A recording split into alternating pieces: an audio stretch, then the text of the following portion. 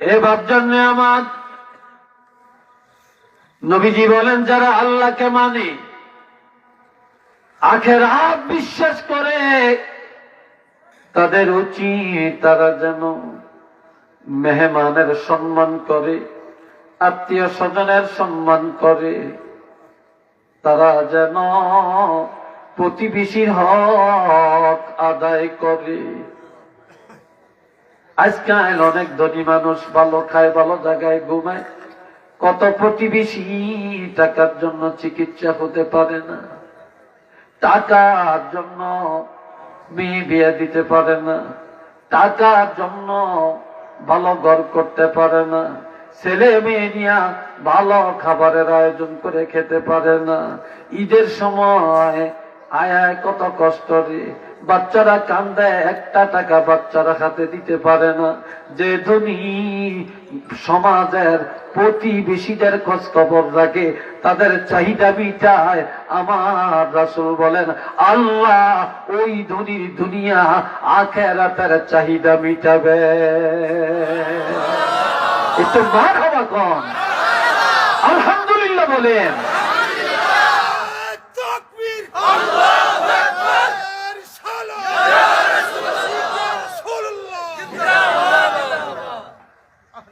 এই ভাইরারে আমার, আল্লাহর হাবিব হযরত খাদিজা রাদিয়াল্লাহু যতদিন ছিলেন ভালো খাবার খেতে পারেন না, ভালো খাবারের আয়োজন করতে পারেন না। এই আওয়াজ একটু বাড়ান, শক্তি লাগে আমাকে, সমস্যা কি? বাবাজিরা আমার খেয়াল করেন, হযরত খাদিজা এত ধনাঢ্য পরিবারের কন্যা হয়ে দিনের পর দিন না খায়া ছিলেন, চুলায় আগুন জ্বলে না রে। আর ওই খাদিজারে এত মায়া আমার নবী করতেন, হযরত খাদিজা যতদিন ছিলেন ততদিন নবীজি আর একটা বিবাহ করেন না। ওই খাদিজার ইন্তেকালের পরে যখন আয়েশা সিদ্দিকাকে বিয়ে করলেন, হযরত আয়েশা সিদ্দিকা রাদিয়াল্লাহু ঘরে সুন্দর সুন্দর সুস্বাদের খানা তৈরি করে হযরত আয়েশা সিদ্দিকা ওই খাবার আমার নবীর সামনে উপস্থাপন করলেন। নবীজির সামনে ভালো ভালো খাবার, নবী খানার দিকে তাকায়া চোখের পানিগুলো ছেড়ে কাঁদে। নবী কাঁদেন, খান না, চক্ষু মোবারক থেকে টপ টপ করে পানি ঝরছে।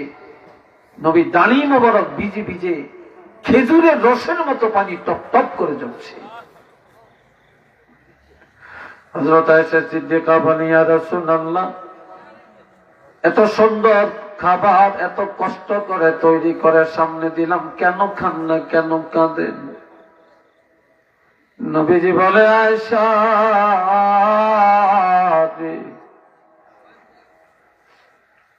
আমার খাদিজা যতদিন ছিল এত সুস্বাদার খানা, এত সুন্দর খানা কোনদিনই খাইয়া যেতে পারে না।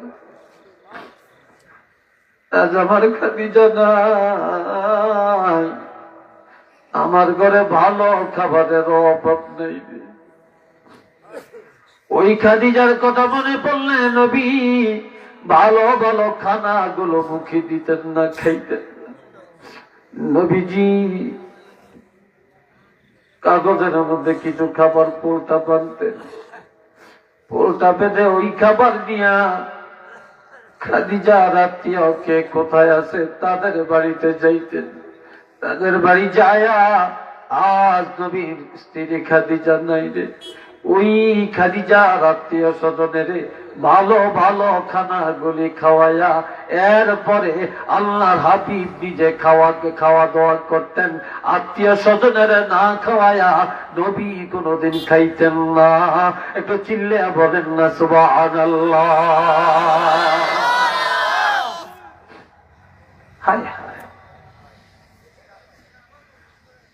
আমার প্রাণের মায়া,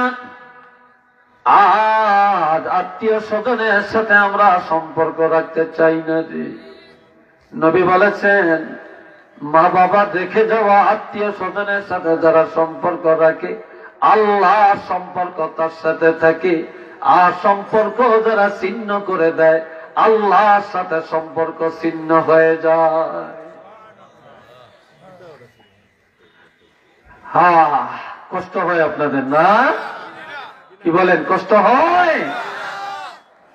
আল্লাহ সবাই মহব্বতে উচ্চ আওয়াজ একবার বলেন আলহামদুলিল্লাহ।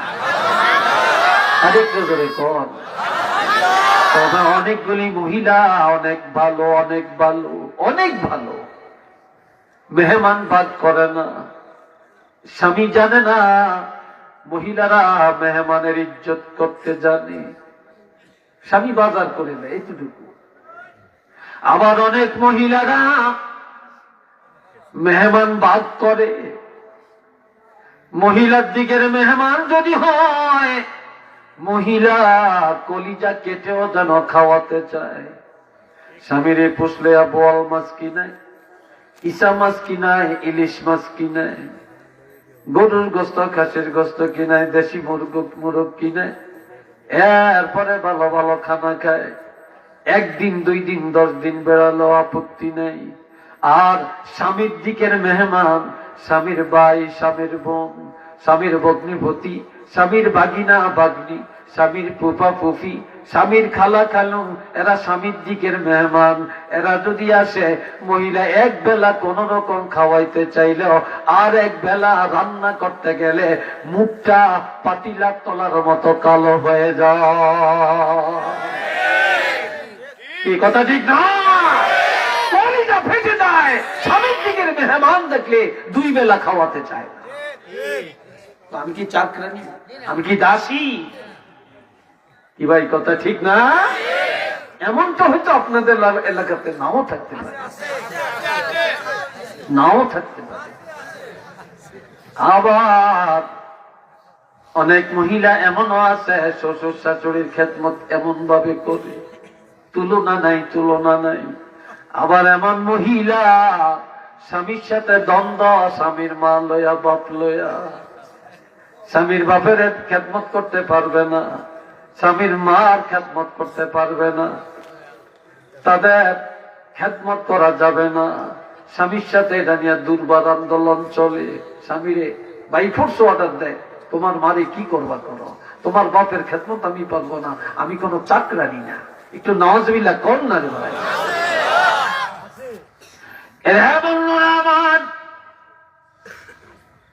আবার এমনও দেখা যায় অনেক মহিলারা শাশুড়ি আম্মার অনেক খেদমত করে। তবে দেখেন, আমরা বিয়ে করছি, আপনারা অনেকে করছেন এবং করবেন। দোয়া করি যারা করেন না, আল্লাহ যেন দিনদার স্ত্রী তাদের নসিবে আল্লাহ মিলাইয়া দেন। আর একটু জোরে কর, আরো জোরে কর। অনেক মিলার লাগে না, যেই মোবাইল যুগাইছে কেমনে কেমনে নিজেরটা নিজেরই মিলিয়ে নাই। কথা ঠিক না? এদিনের পুরা কপাল, এদিনের জীবন সার্থক হয় না, সফল হয় না। আপনি বিয়ে করছেন, সভাপতি সাহেব করছেন, উনি করছে, আমি করছি, আরো কত করছেন, করছেন না? কিন্তু ভাইয়েরা সব মহিলা না। অনেক মহিলা আপনার স্ত্রী, আপনার শ্বশুর শাশুড়িরা আপনি যেমন মায়া করেন, সুন্দর করে ডাকেন, ভদ্র আচরণ করেন, তারা আসলে যেভাবে ইজ্জত করে খাওয়ান, কিন্তু আপনার স্ত্রী, শ্বশুর আর শাশুড়ি, আপনার আব্বা আম্মা, আপনার মা বাপ, আপনার স্ত্রীর শ্বশুর শাশুড়ি, কিন্তু আপনি আপনার শ্বশুর শাশুড়ি, আপনার বউর মা বাপের ইজ্জত যেভাবে করেন, আপনার মা বাপের ইজ্জত আপনার বউ তার 16 ভাগের 1 ভাগও করতে জানে না। কি কথা ঠিক না? এই তো আমাদের সমাজ। এক বেটায় আর নাতি, দাদায় আর নাতি, এই দাদায় নাতি রাস্তা দিয়ে যায়, দাদায় বুড়া তো গুজা হয়ে না, গুজা হয়ে গেলে তখন ও ধনুকের মতো দেখা যায়, ঠিক না? তো নাতি রহস্য করে দাদাকে বলছে, দাদা আপনার ধনুকটার দাম কত? ধনুক বুঝুন তো, ধনুকটার দাম কত? এখন দাদা এই দিক দেখে ওই দিক দেখে, ধনুক তো নাই। নাতি আমারে বললো ধনুকের দাম কত। হঠাৎ মনে পড়ছে যে হাই রে, আমি যে গুজা হয়ে গেছি, এই জন্য না নাতি আমাদের ধনুক বানাইছে। এবার কয় নাতি রে, আমার ধনুকের দাম জেগে লাভ নাই, অপেক্ষা করো অপেক্ষা করো, কিছুদিন পরে এরা মান নেই পাওয়া যাবে। মান নেই পাইবা, টাকা লাগতো না, বিনা টাকাই পাওয়া যাইব। অর্থাৎ তুমিও একদিন বুড়া হইবা, তুমিও বুঝা হইবা, এটা পয়সা লাগতো না।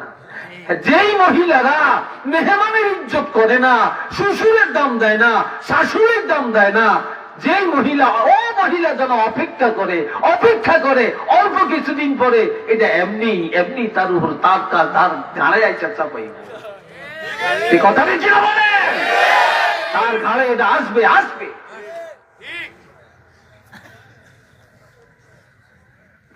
5 নম্বরে খেদমতটা হলো وإكرام صديقهما। মা বাবা নাই, মা আব্বার বয়সের একজন মুরব্বী আছে, আপনার চাচা আছে, জেঠা আছে, তারপরে আপনার বাবার বন্ধু বান্ধব, মার সাথে চলাফেরা করছে এমন বান্ধবী, আপনার চাচি আম্মা আছে, খালা আছে, ফুপি আছে, মার বয়সের মুরব্বী, বাবার বয়সের মুরব্বী, তাদের সাথে বেয়াদবি করা যাবে না, যাবে না, যাবে না। একটা জায়গায় দাঁড়িয়ে আছেন, বসা আছেন, বাবার বয়সের একজন মুরব্বী আসছে, সাথে সাথে উঠে চেয়ারটা করে দিবেন, জায়গা দিবেন। আপনি গাড়ি ঘোড়ায় যাচ্ছেন, আপনি সিট নিয়ে বসে আছেন, একজন মুরব্বী দাঁড়িয়ে আছে, কষ্ট হয় আপনার বাবার মতো, ইজ্জত করে আপনি তাকে সিটটা ছেড়ে আপনি দাঁড়িয়ে যাবেন। খাইতে বসছেন, মুরব্বী আছে, আপনি মুরব্বীকে আগে সম্মান করবেন। এইভাবে মা বাপ নাই যাদের, তারা যদি মা বাবার বয়সে, আব্বা আম্মার বয়সের, অথবা তাদের বন্ধু বান্ধবের সম্মান করে, ইজ্জত করে, পিতা মাতার ইজ্জতের সওয়াব আল্লাহ তাকে দান করে দিবেন। ওই মা বাবা রুহানি ভাবে আরাম পাবেন। একটু চিল্লে বলেন না সুবহানাল্লাহ। আরেকটু ধরে কন আল্লাহু আকবার। আর 2টা হাদিস বলবো ছোট ছোট, তাই ও শেষ। বলতাম কি বলেন? বলতাম। কষ্ট হয় আপনাদের? বিরক্ত লাগছে? যুবকরা কষ্ট পাচ্ছ তোমরা? আমার বর্দোয়া দিও না দিত। আমি মুসাফির, বিদেশ থেকে কত দূরের থেকে আসছি। সিলেটের মানুষ মায়া করে, মহব্বত রাখে, এই জন্য আসি। তাহলে আমার বয়সে, এই বয়সে এত দূরে আইসা মাহফিল করা খুব কষ্টকর। আমার চাঁদপুরে, কুমিল্লাতে, নোয়াখালীতে প্রোগ্রামের অভাব নেই। আমি শুধু সিলেটে আসি একটু মায়ার কারণে, আর কিছু না। একটা যুবক ছেলে বিয়ে করছে, যুবকটা শুনো, যুবক ছেলে বিয়ে করছে, কিন্তু বিয়ে করার পরে বাপ ছিল অবাধ্য, বাপের রাজি করতে পারে না। আজকাল তো ঠিক অনেক মা বাপের রাজি হয়ে যায়, ছেলে করিয়ে লাইছে, করবো নাকি, শেষ পর্যন্ত মাইনা নেয়, আপোষ হয়ে যায়। কথা ঠিক না? আপোষ হয়ে যায়। একটু দুরূদ শরীফ পড়েন মহব্বতে, আমি একটু পান খাই, আপনার করে খাওয়াই পারতাম না। মহব্বতে পড়েন সাল্লাল্লাহ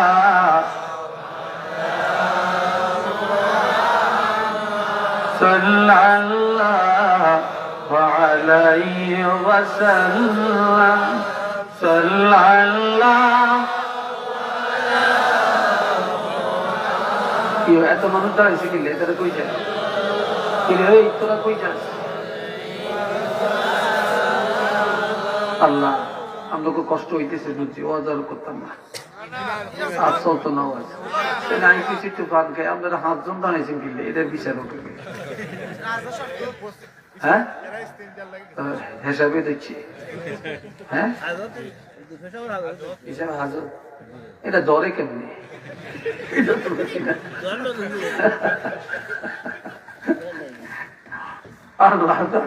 মাঝে মাঝে একটু মজা করো লাগে, ঠিক না? একটু রহস্য করো লাগে না? সবটা একটাই লেগে যাবে না।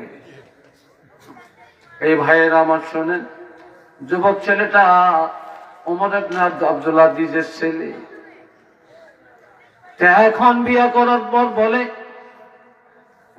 ইয়া রাসূলুল্লাহ ইন্না লি ইমরাআ, আমার একজন স্ত্রী আছে, উহিব্বুহা, আমি আমার স্ত্রীরে বড় মায়া করি, বড় মায়া করি আমার স্ত্রীকে। কিন্তু ওয়াকানা ওমরু ইয়াকরাহুহা, আমার বাবা ওমর তাকে পছন্দ করে না। আমার স্ত্রী আমার কাছে অনেক অনেক ভালো, আমার সাথে কোনো দ্বন্দ্ব নাই, সেও আমারে মায়া করে, আমিও তারে মায়া করি, কিন্তু আমার বাবা ওমর তাকে পছন্দ করে না। বরং আমার বাবা ফাকালা লি তাল্লিকাহা, আমার বাবা আমাকে ডাক দিয়ে বলে, ছেলে রে, ও ছেলে, ও ছেলে, যদি আমি তোমার বাপ, আমাকে পেতে চাও, আমাকে রাজি করতে চাও, তাল্লিকাহা, এখনই তোমার বউরে যে তালাক দাও। তোমার বউরে তালাক দিলে এরপরে আমি তোমার উপরে রাজি হব, এর আগে রাজি হব না। ইয়া রাসূলুল্লাহ, আমি এখন কি করতে পারি, একটু উপদেশ দেন। এটা সুবহানাল্লাহ কোন না রে ভাই, আর একটু জোরে কইতেন না? আমি তো বিপদে বসছি, নবী গো, আমার আব্বাই কয় আমার বউরে তালাক দিয়ে দিতাম, কিন্তু আমার বউ তো আমার কাছে ভালো, কিন্তু আমার আব্বার কাছে অপছন্দের, আব্বা দেখতেই পারে না, পছন্দই করে না। আমার বাবা আমাকে বলে, ফাকালা, সে বলে, লি, আমাকে, তাল্লিকাহা, তুমি তাকে তালাক দিয়ে দাও, তুমি তাকে তালাক দাও, এখন আমি কি করতে পারি? নবী তার দিকে তাকিয়ে বলে, তুমি কি বেহেশত চাও না তোমার বিবিকে চাও? কয় আমি বেহেশত চাই। কয় যদি তুমি বেহেশতে যাইতে চাও তাহলে তোমার বাবার কথা তুমি পালন করো। রাসূল বললেন, ফাকালা রাসূলুল্লাহি সাল্লাল্লাহু আলাইহি ওয়াসাল্লাম, অন্যভাবে আরেক হাদিস আছে, ফাকালা লাহু তাল্লিকাহা, নবী বললেন, যাও যাও, এখনই যায়া তোমার বউরে তালাক দাও। তোমার বউরে তালাক দিয়া তোমার বাবারে রাজি করো, খুশি করো। তোমার বাবা যদি খুশি হয়ে যায়, আল্লাহ খুশি হয়ে যাবে। আল্লাহ খুশি হয়ে গেলে নিঃসন্দেহে তুমি জান্নাতে যাবে। আরেকটু ধরে কন্যা রে ভাই, আল্লাহু আকবার। সাইয়েনাবাদ চাঁদপুরি হুজুর ওয়াজ করছে, বাজিয়া বলে না 1 2 3 কইয়া বিপদ হাজিয়ে দিয়ে। হ্যাঁ, এটার অর্থ হলো বাবা মার সাথে কোনো অবস্থায় অন্যায় করা যাবে না, তাদের হুকুমের বিরোধিতা করা যাবে না। বউ তালাক দিয়া হলেও তাদেরকে রাজি করা লাগবে। তাদের খেদমতের গুরুত্বটা বোঝাবার জন্যই এই হাদিস বর্ণনা হয়েছে। একটু চিল্লিয়া বলেন আলহামদুলিল্লাহ। যুবকের গুনাহ আসেনি? এই যুবকরা গুনাহ আসেনি? হ্যাঁ, গুনাহ তো শেষ নেই, শেষ নেই। একটা যুবক ছেলে নবীর কাছে আইছে, আয়া বলি, ইয়া রাসূলুল্লাহ ইন্নী আসাবতু জাম্মান আযীমা, নবী গো, আমি একটা মারাত্মক গুনাহ করেছি, ফাহাল্লি মিন তাওবাতিন, আমার এই গুনাহটা মাফের জন্য কোন তওবা আছে কিনা? ক্বালা নাআম, নবী বললেন, হ্যাঁ, তোমার এই গুনাহ মাফের জন্য তওবা আছে। নবী বললেন, এ যুবক, নবীজি বললেন যুবককে, হাল্লাকা মিন উম্মি, তোমার মা আসেনি? ক্বালা লা, কয় না, আমার আম্মা নাই। ওয়া হাল্লাকা মিন আবিন, তোমার একজন আব্বা আসেনি? ক্বালা লা, যুবক বলে, ইয়া রাসূলুল্লাহ, আমার আব্বাও নাই, আমার মাও নাই, তারা দুইজনই ইন্তেকাল করেছেন, তারা কবরে। নবীজি বললেন, ও যুবক, ওয়া হাল্লাকা মিন খালাতিন, তোমার খালা আম্মা আছেনি? তোমার তো বাপও নাই, মাও নাই, তবে তোমার মার বোন একজন খালা আম্মা আছে কিনা? ক্বালা নাআম, যুবক বলে, ইয়া রাসূলুল্লাহ, তবে আমার একজন খালা আম্মা এখনো বেঁচে আছেন। খালা আম্মা বুঝেন তো? হ্যাঁ, খালা, আমার বোন খালা, এই খালা আম্মা এখনো আছেন। আমার নবী বলেন, সালিহা, যাও যাও তোমার খালা আম্মার কাছে যাও, খালার কাছে দোয়া চাও, খালারে কিছু ফল দাও, খালারে 2টা টাকা দাও, খালারে পারলে কিছু উপহার দাও। তোমার খালা খুশি হইয়া তোমার জন্য যখন দোয়া করবে, আমি রাসূল বলে দিলাম, মা নাই বাবা নাই, মার বোন খালা খুশি হয়ে গেলে আল্লাহ পাক খুশি হইয়া তোমার গুনাহ মাফ করে দিবে।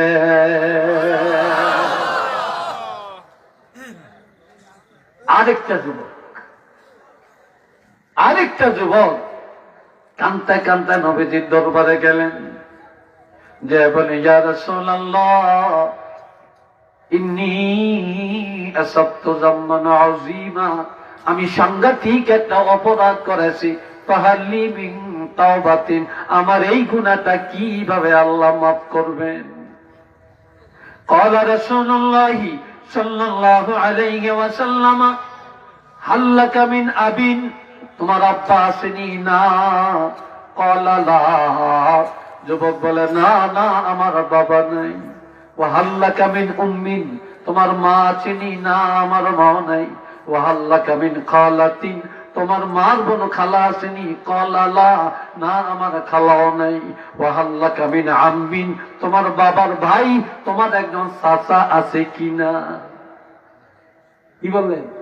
তোমার বাবার ভাই একজন খালা, চাচা, তোমার বাবার ভাই, বাপের ভাই কি? জোরে বলেন, বাবার ভাই চাচা আছে কিনা? ক্বালা নাআম, আমার একজন ছোট চাচা অথবা আমার একজন বড় চাচা আছেন।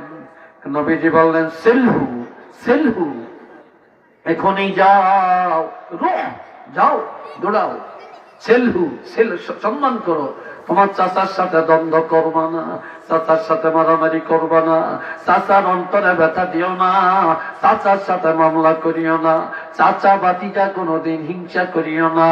তোমার বাবা নাই, তোমার মা নাই, তোমার বাবার জায়গায় তোমার চাচা, ওই চাচারে বাবার মতো সম্মান করো। তোমার চাচা যদি খুশি হয়ে তোমার জন্য দোয়া করে, আমি রাসূলুল্লাহ বলে দিলাম, আল্লাহ পাক তোমাকে ক্ষমা করে দিবে। আরেকটু জোরে করেন আল্লাহু আকবার, আরো জোরে বলেন আল্লাহু আকবার। রাজি আছি? জোরে বলেন রাজি আছেন? এই আমলগুলি করতে রাজি আছেন? জোরে বলেন না ভাই, রাজি আছেন? আমার প্রাণের নবীজি রাহমাতুল লিল আলামিন, এই নবীজি আব্বাকে দেখেন না, মা শিশুকালে হারাইলেন। একটা ইহুদি মহিলা, এই মহিলা বড় ধনী। যখন আমার নবী বললেন এক আল্লাহ ছাড়া কোনো মাহবুব নাই, নবীজি বললেন আমি আল্লাহর রাসূল।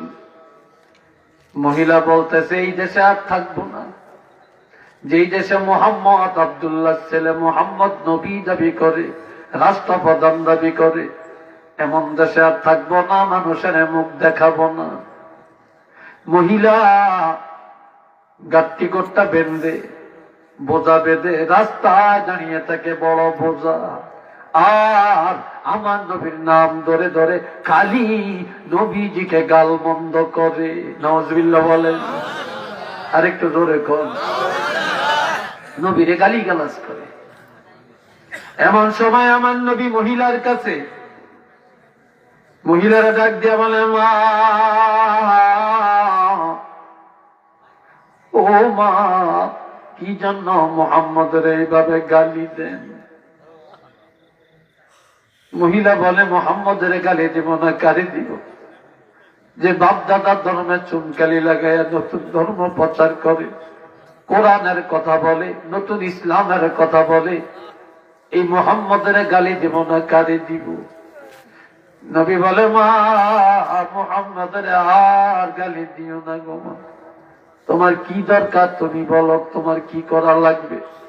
আমি একটা বুড়ি মানুষ, আমি অনেক দূরে যাব, দেশ ছেড়ে চলে যাব, এই দেশে আর থাকবো না, মুখ দেখাবো না। তবে এত বড় বোঝা নিয়ে আমি যেতে পারি না।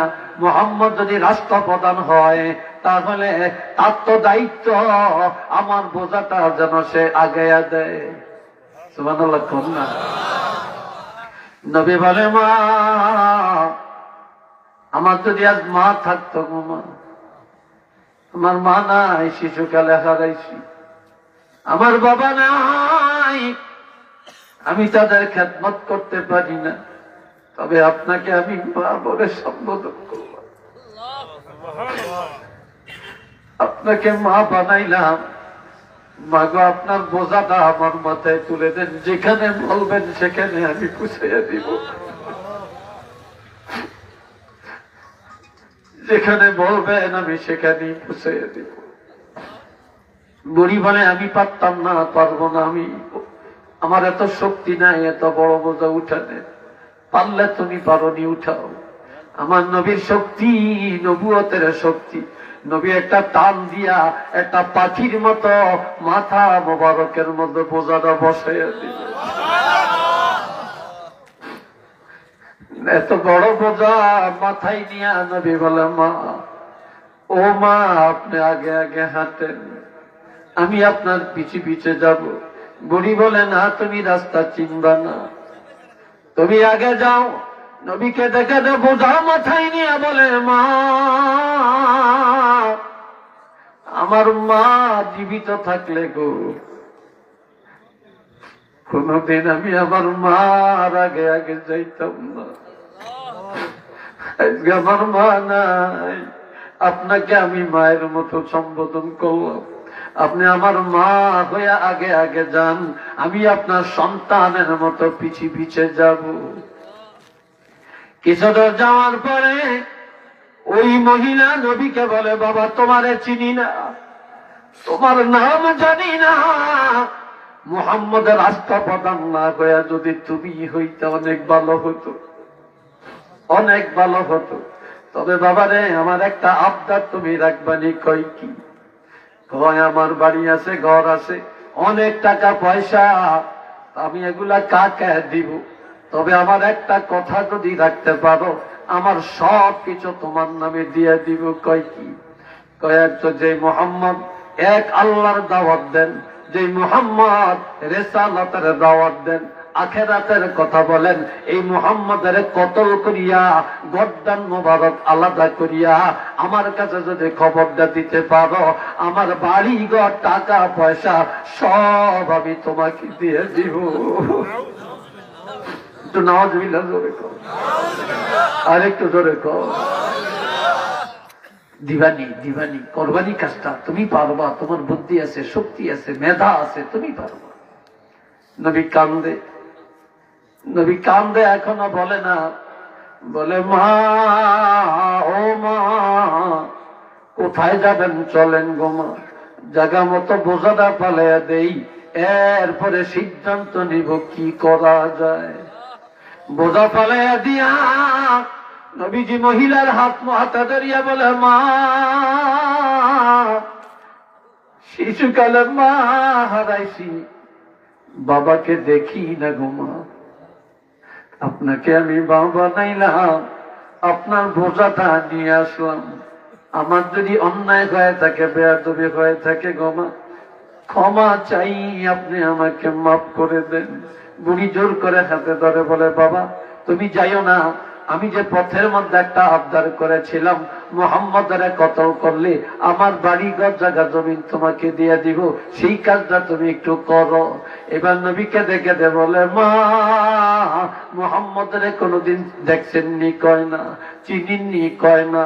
কয় দেখলে চিনবেননি? কয় কেউ যদি চিনে দেয় তাহলে চিনবো, এই ছাড়া আমি চিনবো না। নবী এবার বলে মা, ও মা, এইবার ভালো করে আমার দিকে একটু নজর দেন।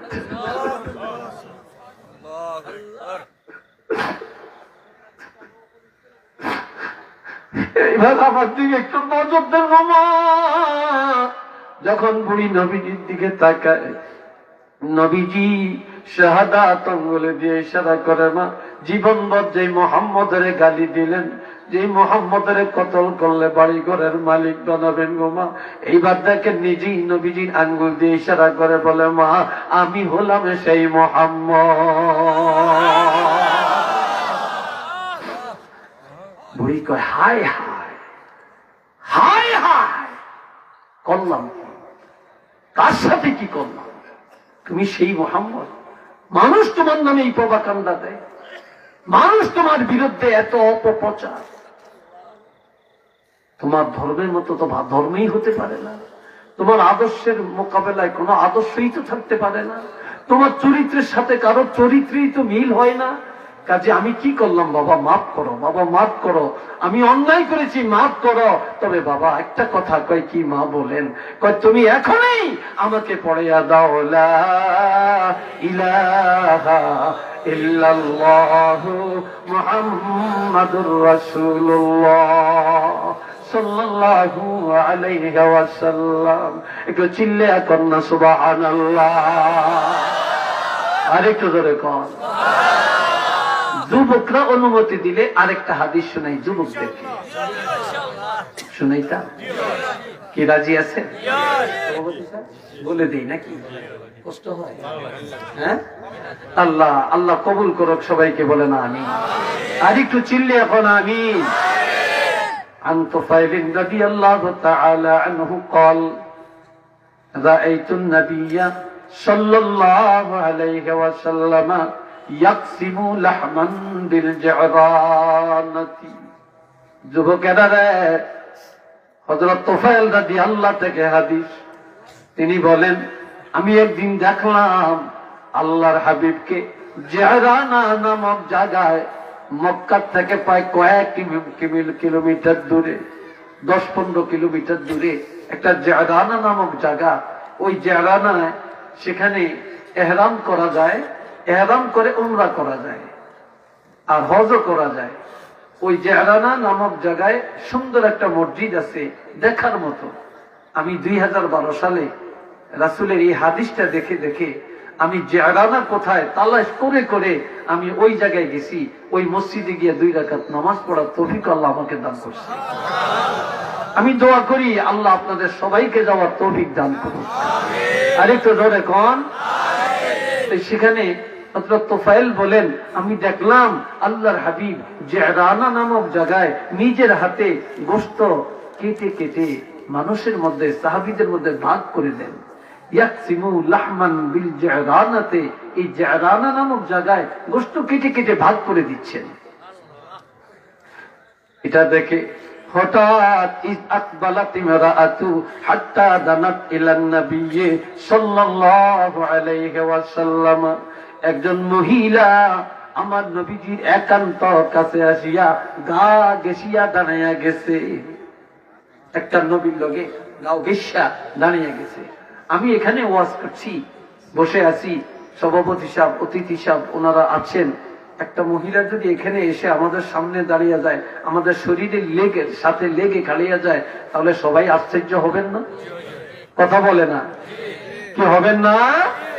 কিন্তু হযরত তুফাইল বলেন মহিলাটাকে হায় হায়। তখন নবীজি গোশত তো কাটতে আসেন, নিজের হাতে গোশত কেটে ভাগ করে দেন।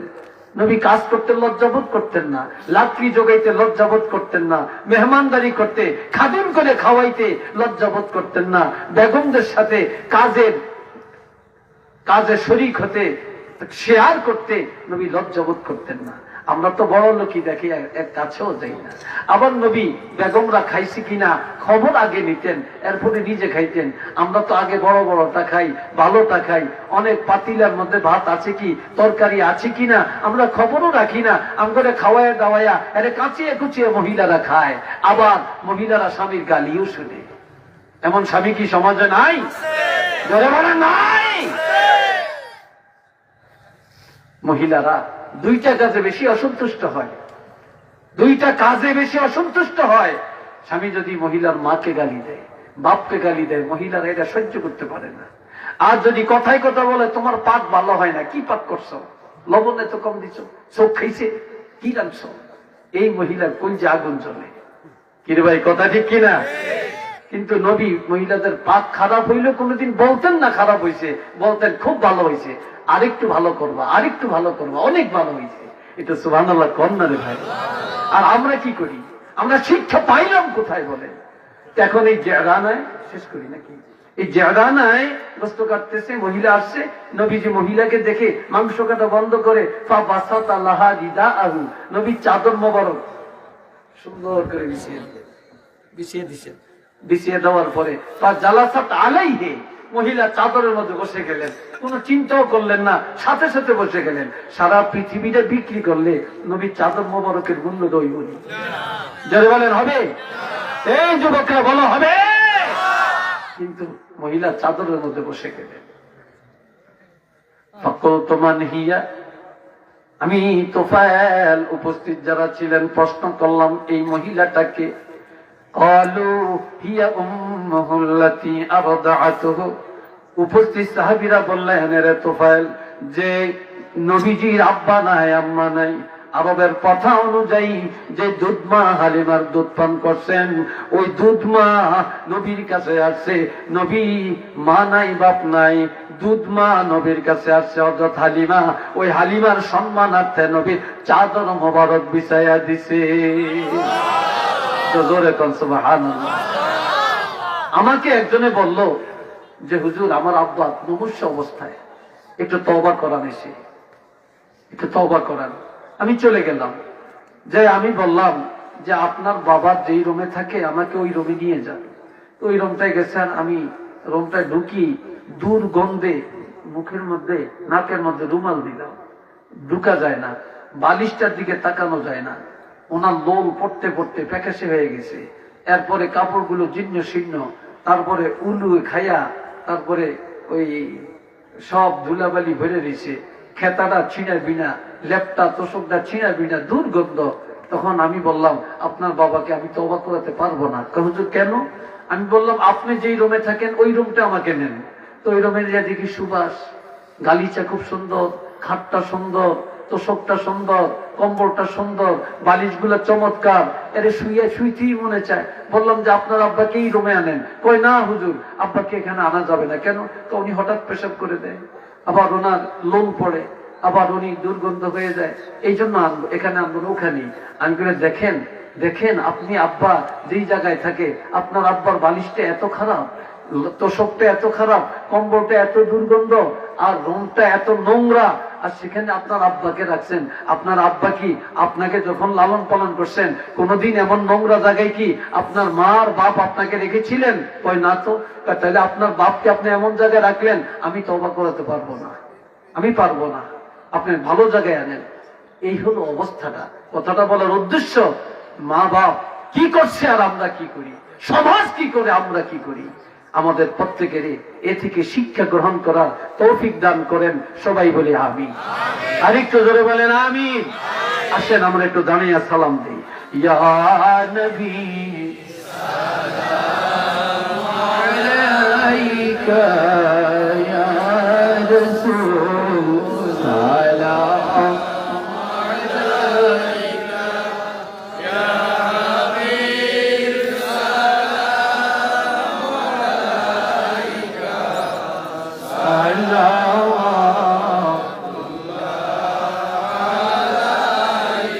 سيدي يا رسول الله وسلم عليك يا حبيب الله.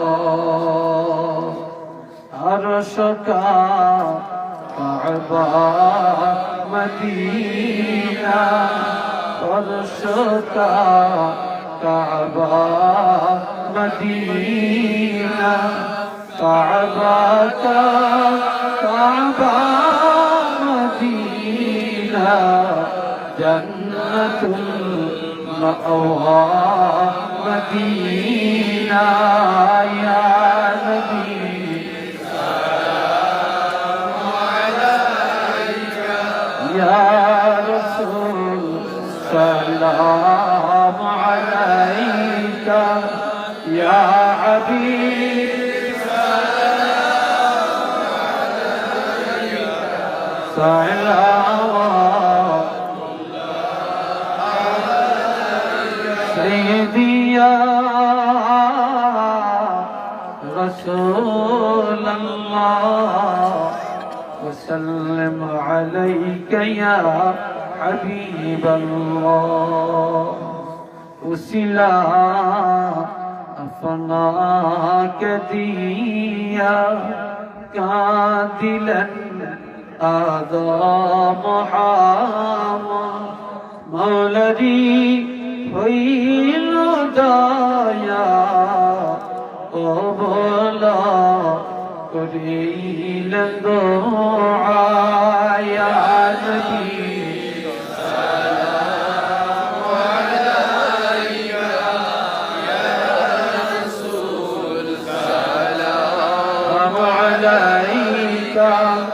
يا حبيب سلام عليك صلوات الله عليك بلغ العلا بكماله كشف الدجى بجماله حسنت جميع خصاله মাশাআল্লাহ সবাই বলেন আলহামদুলিল্লাহ। হুসাইন একজন আল্লাহর বান্দা 500 টাকা মাদ্রাসায় দিলেন, আর একজনে 600 টাকা দিলেন, আর একজনে 500 টাকা দিলেন। কন্যা আল্লাহুম্মা আমিন।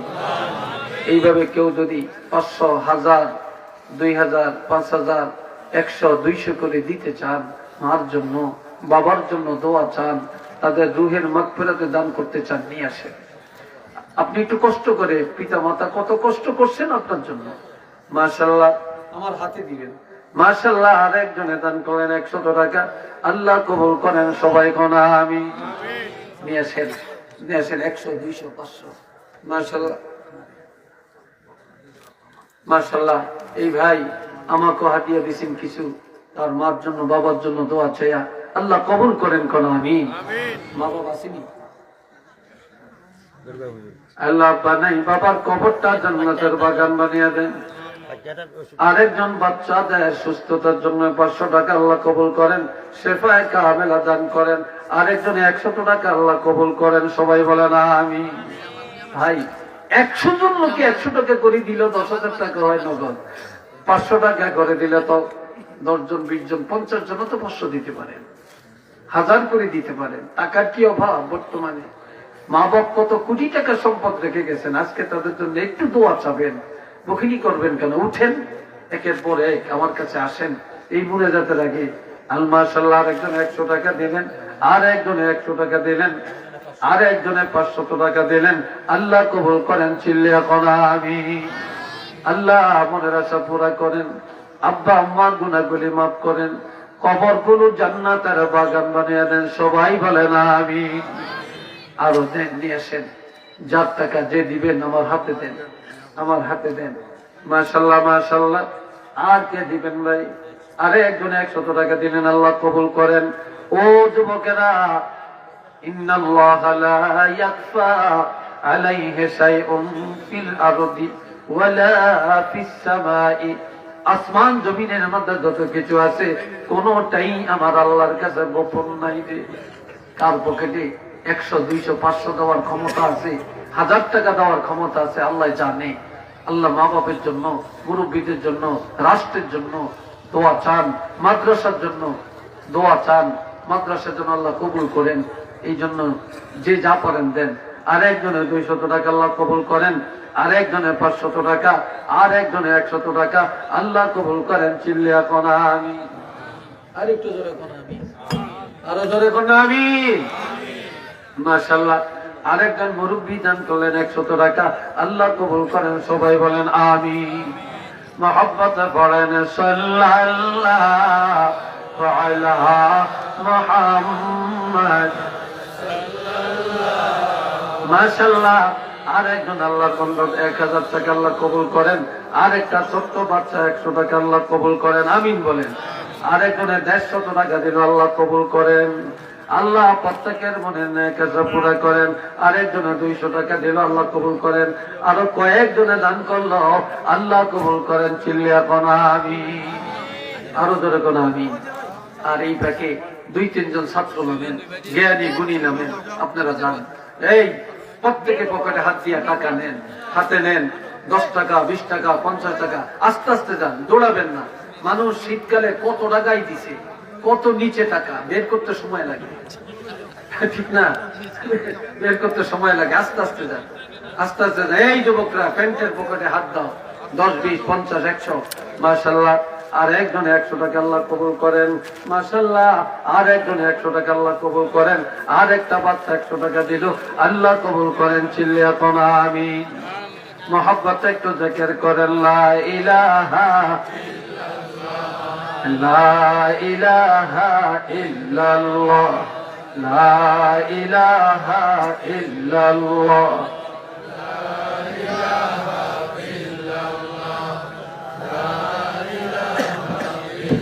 লা ইলাহা ইল্লাল্লাহ, লা ইলাহা। মাশাআল্লাহ। আর একটা যুবক ছেলে, মা অসুস্থ, দোয়া চায়, 100 টাকা দিলে আল্লাহ কবুল করেন। মাকে সুস্থতা দান করেন, সবাই বলেন আমিন। আরেকজনে দান করলেন 120 টাকা, আল্লাহ কবুল করেন, আমিন বলেন। আল্লাহ যে যে নিয়তে দিচ্ছেন প্রত্যেকের মনের নেক নিয়তকে পুরা করে দেন, সবাই বলেন আমিন। ভাই, কেউ খালি যাবেন না, ওনারা গেছেন, ওনাদের হাতে দেন। দাঁড়িয়ে আছেন, আপনারাও দেন, প্রত্যেকে দান করেন। মাদ্রাসায় নজর রাখবেন। আজকে তো মাদ্রাসা কেন্দ্রিক কথা বলছি, আপনারা এলমি দ্বীনের গুরুত্ব সম্পর্ক আংশিক কথা আসছে। মাদ্রাসায় সন্তান দিবেন, হুজুরকে খোঁজ খবর রাখবেন, সুবিধা অসুবিধা নজর রাখবেন। মাদ্রাসার অভাব কি? ধনবান বিত্তবান যারা আছেন, আপনারা নজর রাখবেন, নজর রাখবেন। মাদ্রাসা আলহামদুলিল্লাহ আল্লাহ যেন কবুল করেন। এই মাদ্রাসার উসিলায় আল্লাহ এলাকায় আলেমে হক্কানি ঘরে ঘরে যেন কবুল করেন, সবাই বলেন আমিন। মাশাআল্লাহ। আরেকজনে 100 টাকা দিলে আল্লাহ কবুল করেন। অনেকে আছেন এখন নগদ অনেক টাকা নাই, আমি তো চাইতাম না, হয়তো কালেকশন আপনারা করে ফেলছেন। আমার নগদ যেহেতু আমার সামনে আসছে, দিয়ে দেন, দিচ্ছেন। কেউ যদি থাকেন 10 দিবেন, 20 দিবেন, 50,000 দিবেন, তাহলে একজনের আব্বা নাই, 500 টাকা দান করলো, আল্লাহ কবুল করেন। আল্লাহ তার বাবার কবরটা বেহেশতের বাগান বানিয়ে দেন। আরেকজনে 100 টাকা দিল, আল্লাহ কবুল করেন। মাশাআল্লাহ, মাশাআল্লাহ। আল্লাহ মনের আশা পুরা করেন। আল্লাহ যে যা দিয়েছেন প্রত্যেকের দানগুলি কবুল করেন। আল্লাহ আরেকজনে ওনার ছেলের জন্য দোয়া চাইছে, আজকে দোয়া মারা গেছেন, আমাকে কিছু হাতিয়ে দিচ্ছেন, আল্লাহ কবুল করেন। ওনার ছেলের কবরটাকে আল্লাহ জান্নাতের বাগান বানিয়ে দেন, সবাই কোন আমিন। আর একটু জোরে কোন আমিন। আয় আল্লাহ, আল্লাহ প্রত্যেকের সুস্থ করে দেন। কেউ যদি বাকি লেখাতে চান লেখাতে পারেন, 5,000, 10,000, 20,000 করে। অনেকে অনেক টাকা দিচ্ছেন, অনেক টাকা দিচ্ছেন, আল্লাহ কবুল করেন, বলেন আমিন। আরেকটু জোরে বলেন আমিন। এই যারা যারা টাকা লেগে গিয়েছিলেন এরা একটু আমার কাছে আসেন। যারা টাকার জন্য গেছেন এরা একটু দাঁড়ান, এরা একটু দাঁড়ান। এই পাশে ভাই, এই পাশে দাঁড়ান। আপনারা এইদিকে থাকেন, এইদিকে থাকেন, মানে আমি মাঝখানটা ক্লিয়ার রাখেন। আজকে বারটা কি বার? রবিবার। জোরে বলেন কি বার? রবিবার দিবাগত রাত। হাদিসে আছে, আমরা দেখবো মুসলিম শরীফ হাদিসটা আছে, বাইহাকি শরীফের মতো হাদিসটা আছে। প্রত্যেক রবিবার রাতে এবং প্রত্যেক বৃহস্পতিবার রাতে যাদের মা বাপ কবরে, দাদা দাদি কবরে, তাদের রূহগুলি বাড়িতে আসে। সুবহানাল্লাহ কোন না? কোথায় আসে? বাড়িতে আসে। এসে দেখে কার সন্তান তার মা বাবার জন্য দোয়া করে, কি করে? দোয়া করে। এটা দেখে কারা আল্লাহকে মানে, মা বাপকে স্মরণ করে, এটা দেখে। আজকের এই রাত্রটা অত্যন্ত দামি। এলাকার মুর্দেগান রুহানি ভাবে ঘুরে দেখে কে আছে এখানে তাদের জন্য দোয়া করার জন্য। কার ছেলে আছে, কার বাপ আছে, কার ভাই আছে, কারা দোয়া করার জন্য বসে আছেন দেখতেছেন। কি করলাম একটা, আজকে তাদের জন্য খাস করে দোয়া। আপনারা কি দোয়া করতে